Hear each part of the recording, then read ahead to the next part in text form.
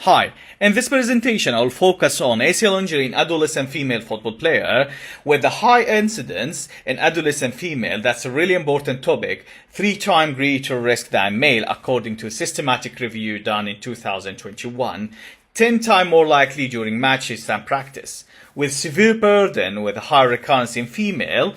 And as per systematic review, early ACL injury linking to increased risk of osteoarthritis, and only 65 for female return back to the pre-injury sport level. And the recovery time take up to 6 to 12 months, and that's a long time, often affect multiple seasons, raises the long term of re-injury risk, giving that circumstances of high incidence, high burden with long time loss, appropriate injury prevention needed. Different risk factors can cause ACL injury and can be categorized in different ways. Internal risk factor related to the personal attribution of the athlete, like an age, neuromuscular control, previous injury. External risk factor related to the environment, equipment, coaching rules. Modifiable risk factor can be improved or controlled through the training, like poor muscle balance and faulty movement pattern. Non-modifiable, which is fixed and cannot be changed through the training, like female anatomy, hormonal fluctuation. Other few factors which is controversy through the literature, like BMI, high Q angle. In order to understand how those different risk factors interact and cause the injury, different models published since 1994 to demonstrate that interaction. One of the well-known models called the dynamic model published in 2007, which demonstrates the interaction as a dynamic process. So every time the athlete exposed to the injury, whether injured or not, the athlete obviously will recover after injury or adapt, become stronger and healthier. That process is linked back to the intrinsic and extrinsic risk factor, which modified and changed accordingly. And that's the concept of dynamic and recursive nature of modifiable risk factor. Other models published which are more complex, like the one in 2016, this model describes as a web of the interaction between the different risk factors that changes on individual basis and contribute differently to the ACL injury. Two main mechanisms of injury in football context. Contact injury related to hyperextension or direct impact, often applying varus or valgus stressing, leading to translation, shearing forces across the knee joint. As you see in the left side images, it's an illustration of ACL injury in women football. Knee-to-knee injury, the blue-white player left knee was injured in this situation. And the other mechanism of injury, non-contact, which is most common, approximately 75%, and that's happening in multiplanar forces, increasing the risk of ACL injury, and that could be related to pivoting or a combination of fixed foot and rotational force resulting in excessive rotational valgus torque, landing with insufficient knee flexion and weak hamstring resulting in excessive anterior force. In terms of the inciting events, and according to a systematic review done in 2022, the dual activity and pressing are highly likely to be the most common causes of ACL injury. In female football, tackling, pressing, defending, chasing a loose ball, cutting and stopping were among the most frequent inciting activity for ACL injuries. ACL injury occur more frequently during defense phase. The biomechanical analysis can be explained in 4 levels. Ligamentous overloads, when the loads applied to the ACL exceed the normal tensile strength, around 2160 Newton, and that can happen in a rapid change of direction or poor landing with rotational stress. Bone shape, which is an athlete with greater posterior tibia slope, are at increased risk. During the axial load, posterior translation of the distal femur relative to the anterior translation of the tibia exaggerate the stress of the ACL. Muscle imbalance and quadriceps dominant landing increase the anterior shear forces of the tibia, with combination of the weak hamstring activation to oppose this translation. Overall, that will cause a relative knee extension and will stress on the ACL. Neuromuscular fatigue, will impair the proprioception and coordination, delay the muscle activation, and reducing the joint control. A study in 2018 concluded that compared with their male, female athletes tend to have insufficiency in regard of the neuromuscular control with an imbalance of flexibility, coordination, and muscle strength, which might cause ACL injury in female.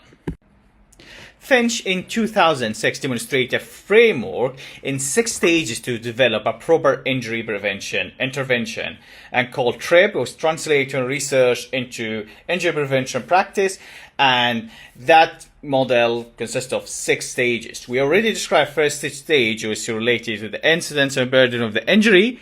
Second stage, which is being discussed in the etiology, risk factor, and injury mechanism, and now we will talk about the third stage in the TRIP framework is develop prevention measures.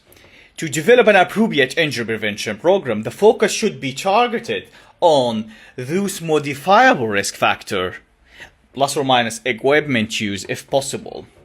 The generalized knee joint laxity and hyperextension of the knee is potentially modifiable risk factor predisposed to the ACL injury. Back to our dynamic model, those risk factors and can be modifiable circle by orange circle, and that can be modified in order to change the risk factor in the way to decrease that risk for ACL injury. To address one of the modifiable risk factors, a well-controlled neuromuscular training reducing the risk of ACL injury roughly by 50% in female athletes, according to a systematic review done in 2019. One of the most famous programs in this context is the FIFA 11 Plus, which is developed in 2005 and considered as a primary prevention to reduce the risk of football-related injury to occur, specifically the non-contact injury like ACL tear.